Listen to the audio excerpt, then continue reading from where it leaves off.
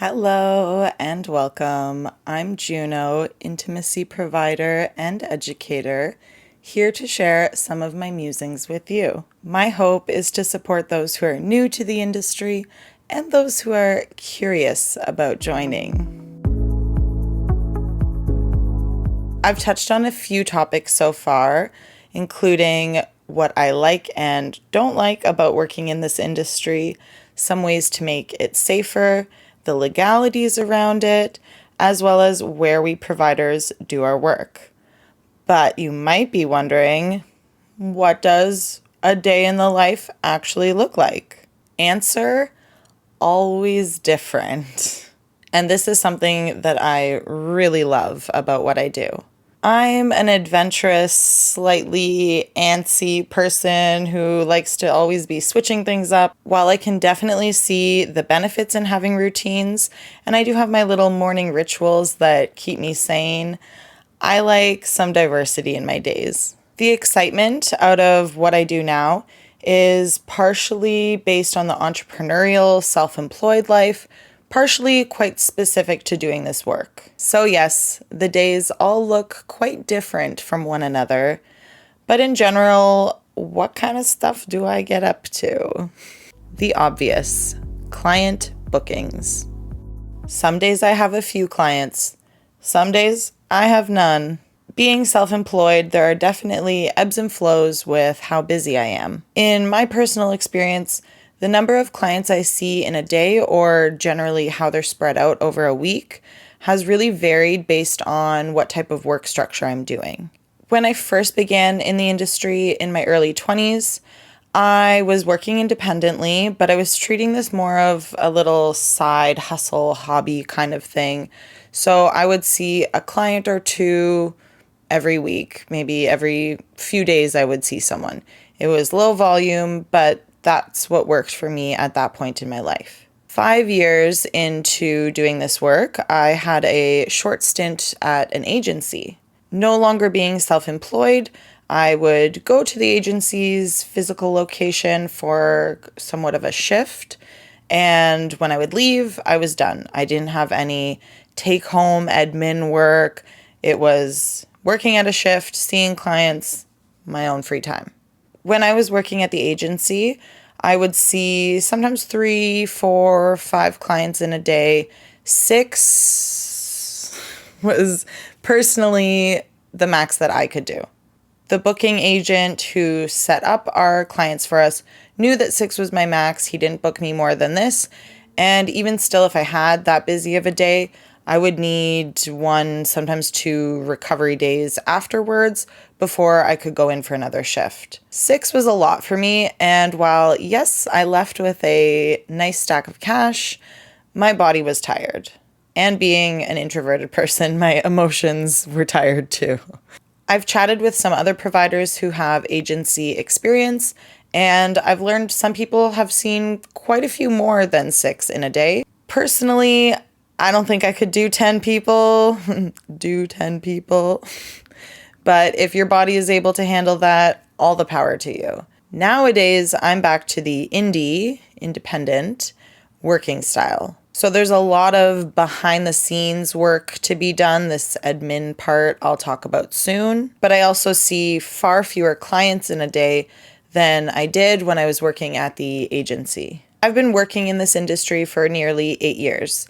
I feel that I've grown my skills in working directly with people, but also on the business side of things. So because of this experience that I've gained, I am super duper grateful to say that I charge higher rates now than I did when I was starting out independent or when I worked at the agency. Because of this, I don't feel pressure to see as many clients per day as I did when my rates weren't as high. For me, about once or twice a week, I book an in-call space, so I have somewhere that clients can come to me, and I see a handful of clients on these days, usually not more than 3. The rest of the week, I am open to outcalls, seeing clients either at their hotels or their homes in whatever capacity I am going to them. Sometimes that looks like a few in a day and then a couple days off. Sometimes that's 1 a day for a few days in a row. I do really prefer when I can see less clients in a day, but working more days in a week. So 7 days of the week, if I saw one person a day, that would be more ideal for me personally than seeing a bunch of people in one day. I just feel like I'm able to be a lot more genuine and present with people when I'm not over socialized. That's my more naturally introverted self talking. It might not be your experience. You might be thrilled to socialize a lot in one day. But personally, after being intimate and vulnerable, I feel like I need a little bit of recharge time to set that battery up for the next person. So the number of clients I see in a day, what times of day I'm seeing them, that varies quite greatly. But honestly, that is such a small part of being an intimacy provider, at least an independent working one. Yes, bookings are the only part where I'm making an income, but there are a lot of pieces to this puzzle to make those bookings happen. Let us start from the beginning. Establishing your business.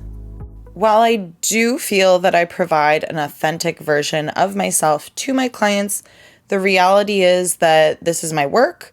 I am running a business. Whether you're self-employed, working the indie life like I am, or you're working in an agency type model, either way, I think building a personal brand is really important. This I see as a really big piece of marketing. How I want to portray myself so that I am putting out there what kinds of clients I want and what kind of services I provide.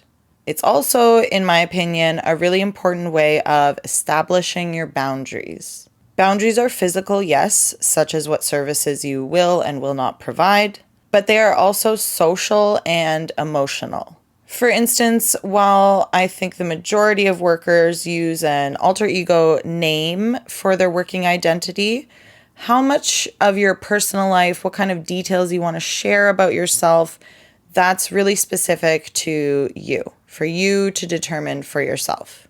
This can be information like where you grew up, where you went to school, what area of the city you live in, what your pet's name is. All of these things are for you to decide what you feel comfortable sharing. It also includes what characteristics of yourself you want to be putting into your work alter ego and which ones you want to remain personal just for you. When I started working, I established quite an alternative persona for who I was when I was doing this in the industry. This was partially for discretion. I would make up what school program I did so that people wouldn't go search me online and find out more about me from knowing what I did for school. I don't even think that's possible, but I thought maybe, make up a school program. It was also because I felt like I couldn't really be me. Like my personal self, wasn't an intimacy provider type of person. I thought that the real me, which can be a little bit silly, quirky, slightly flustery, awkward at times, like that's not sexy. That's not what people want. Because I have dark hair and piercings and tattoos, I thought that maybe a more sexy version of me would be your rebellious girl next door. So that was the tagline I developed for myself and that I tried to portray through my personal branding. I was providing and still do mainly provide girlfriend experience, so I thought the girl next door tied this in, but the rebellious part kind of brought my physical traits to light. This was not me. I'm really not that rebellious, and in terms of the services I provide, they are not really that rebellious, and therefore I wasn't getting my ideal clients, and my clients weren't getting their ideal provider. A lot of people were contacting me looking for domination play and other kinks. While I am happy to get a little freaky sometimes, and I totally respect that those are things people like to do, it's just not really personally how I do intimacy best. In the beginning of being face out, so when I online started to show my face and my tattoos instead of blurring them, I would take my photos with a lot of eyeliner and very like sultry kind of looks. You know, rebellious girl vibes. When I started to see that perhaps my marketing was determining what kind of clients I was bringing in, I started to experiment with a little bit less eyeliner and a little bit more smiling. And I started to draw in the types of clients that I feel most comfortable with. Again, don't get me wrong, I love a little bit of freakiness sometimes, but I am more drawn to sensual, intimate experiences, and therefore that's what I do best. Because you know what happens when I'm feeling more authentic in the experience that I'm in? My client is getting a more genuinely authentic experience. Win-win. Who'd have thought? While it was kind of fun to have more of an alter ego when I first started working, and this really allowed me to distance myself from the work when I wasn't doing it, kind of differentiating these two worlds I was living in, I've found bringing in my natural qualities into my personal branding has been beneficial. You know what's wild? Turns out it's easier to be you than anyone else. This all really depends on you as an individual, your comfort with yourself, and your comfort within being a part of this industry. It may take time to figure out your personal brand, what kind of balance you want between the real you and the work you. It's probably going to evolve as you go through this industry. I mean, I hope it evolves. That's life. We grow. I hope we grow. So while yes, you should put a little bit of thought into your personal branding when you start marketing yourself, give yourself space to evolve and know that you will tweak things. You might drastically change things, but it's a process figuring out what works best for you.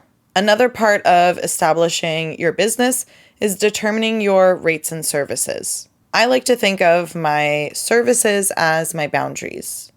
It's good when you're joining this industry to do some self-reflection on what you like and don't like in your personal life, intimacy-wise, but also what you're comfortable and not comfortable doing for money.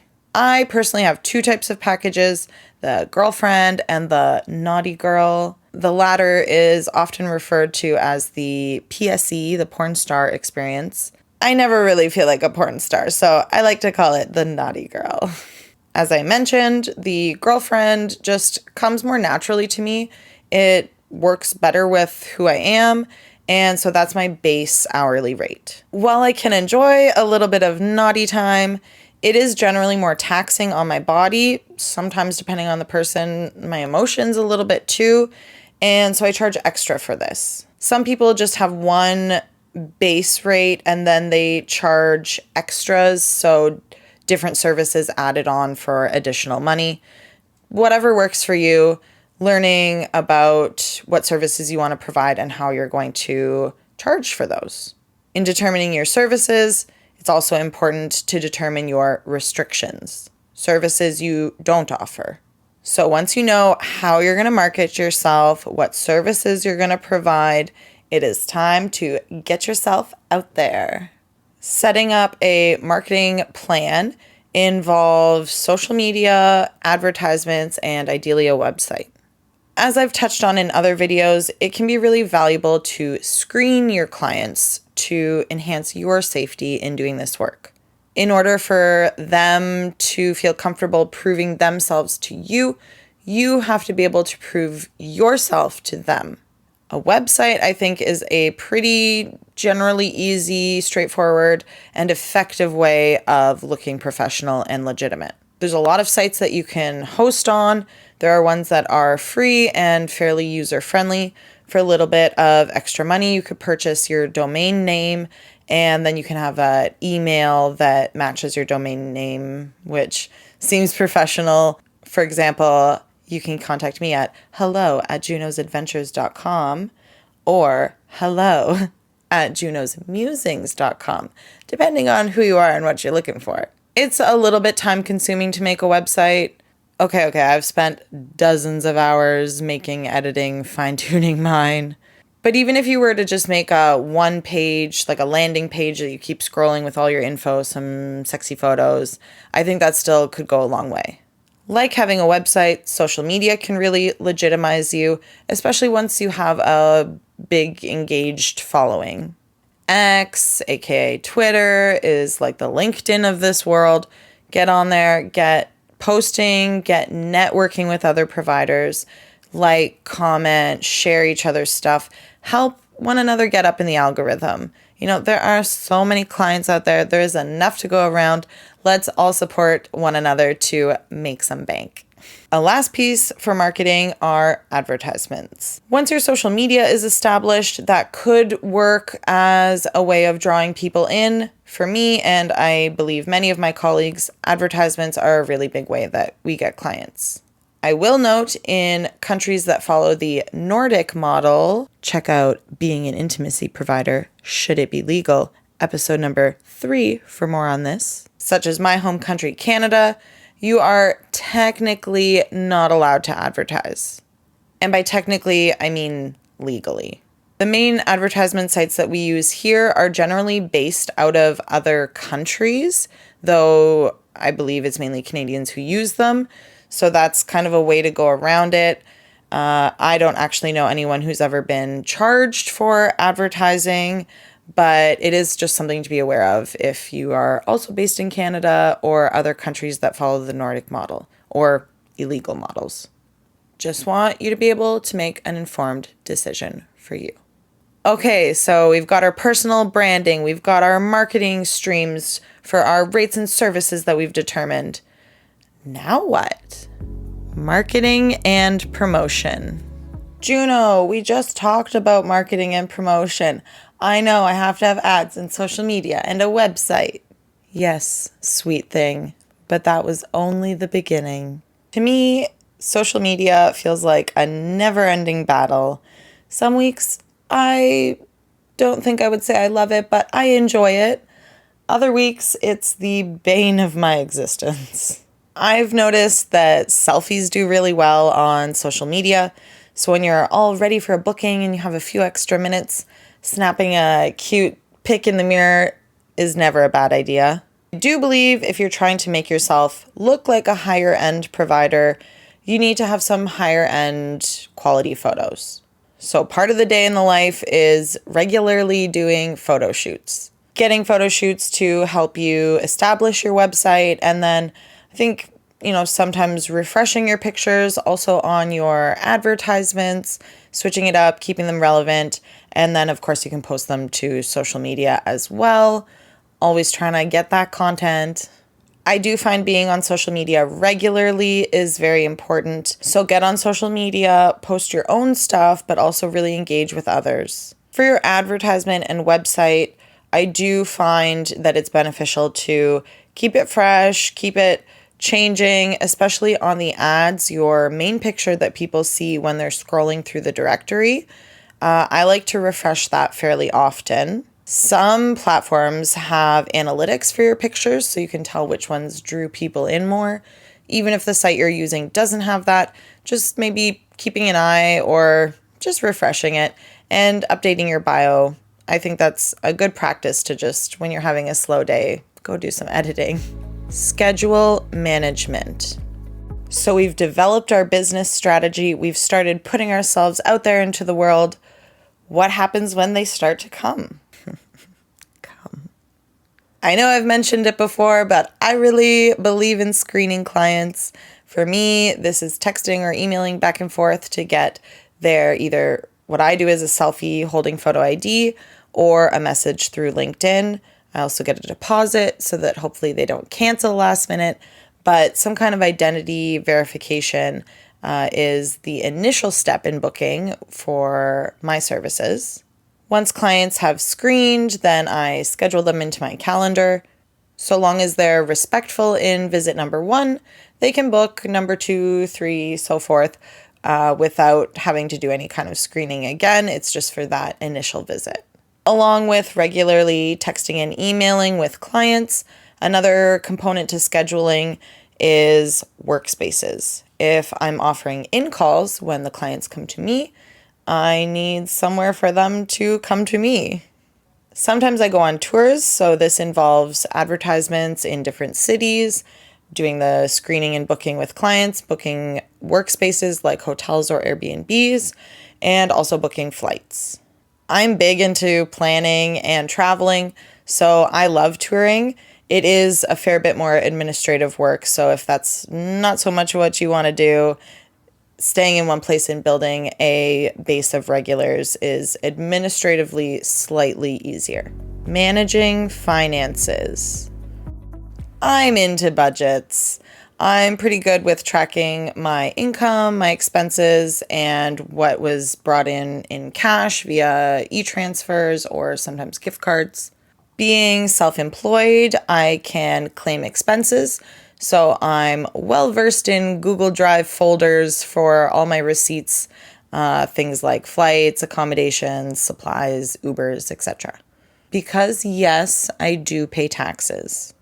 Everyone has their own thoughts about paying taxes in the country that they call home. Personally, I find it important. I live in Canada and I'm grateful that kids here can get free education. We have pretty decent healthcare. I don't have to shovel the roads in the winter because y'all know that would make me very grumpy. Someone's got to pay for all this. So yeah, I do believe in taxes. Even though I acknowledge our government's probably not using them perfectly, I still appreciate the services that we are able to get. In terms of the business end, being self-employed, I was previously a sole proprietor, but I recently incorporated Juno Ray Inc., a national business. So now I run, rather than being self-employed, I'm an owner of a business. I did this mainly because I wanted a business bank account. I had a few instances where clients sent deposits, but then getting sick, I had to cancel the appointments and send the deposit back to them. I was touring, so I couldn't reschedule for a later date. Not a fun situation. And with my personal bank account, it said my legal name when I was sending these e-transfers. So I made Juno Inc. so that Juno Ray Inc. so Juno Ray Inc. could have its own bank account, and now I can send e-transfers from that name, business name. I'm not entirely sure how it's going to impact my taxes. I've had accountants say positively. I've heard providers say negatively. Maybe I'll do an episode in the future about the pros and cons to incorporating. Maintaining appearances and genuine wellness. We've covered being physically with clients as well as administrative behind the scenes things. There's still more. Physical and mental well-being, as well as physical appearance, is something that we need to be attentive to when doing this work. For me, based on the number of clients I typically see in a month, as well as my healthcare situation where I live here in Canada, i.e. testing is free, and just my own personal comfort, I do my intimate health testing every 4 to 6 weeks. This may not always be necessary in my situation, especially if I have a slower month. But if I were to test positive for something, I would have to tell everybody I've been with since the last time I tested clean. So I like to play it safe and have less people in between testings. My comfort level, personally. I'm also going out regularly, stocking up on supplies. Obviously, condoms are a big one, lube, client soap, mouthwash, sometimes some toys and lingerie, gotta keep it fresh. Birth control is also a big one for many people. This is time consuming and an expense. I personally just got my IUD changed maybe a month ago, and that was not only a very not fun experience, also cost a pretty penny. Penny? Whoa, how vintage. Same with my HPV shot I got recently. Canada's healthcare is good, but it's not perfect. Mental health is also really worth investing in. I'd like to think that I would go to therapy no matter what type of work I did, but I will say it does sometimes feel particularly important when working in this industry to talk to a professional to be able to decompress.